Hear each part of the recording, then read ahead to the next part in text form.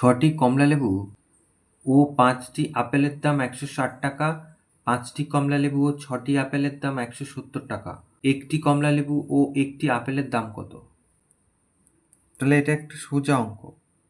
প্রথমে আমরা লিখি, এইভাবে লিখি, 6টি কমলালেবু প্লাস 5টি আপেল সমান সমান হচ্ছে 160 টাকা। তারপরে বলেছে 5টি কমলালেবু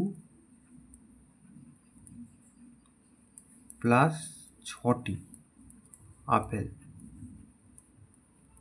এর দাম কত বলেছে? 170 টাকা। তাহলে এবার আমরা যোগ করে দেই। এখানে 5 আর 6 11টি কমলালেবু, আর এখানে হচ্ছে 11টি আপেল। তাহলে যোগ করি, 6 আর 7 13, হাতে 1, 11 2, 3, 330 টাকা। তাহলে এখানে সব জায়গায় দেখতে পাচ্ছি 11, মানে দুটো 11, আর এখানে 330। তাহলে এখানে যদি আমরা একটি কমলালেবু একটি আপেল তার দাম জানতে চাই, তাহলে 11 দিয়ে ভাগ করে দেবো। তাহলে অতএব একটি কমলালেবু ও একটি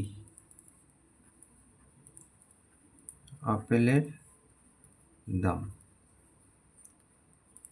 330 ভাগ 11, তাহলে 30 টাকা।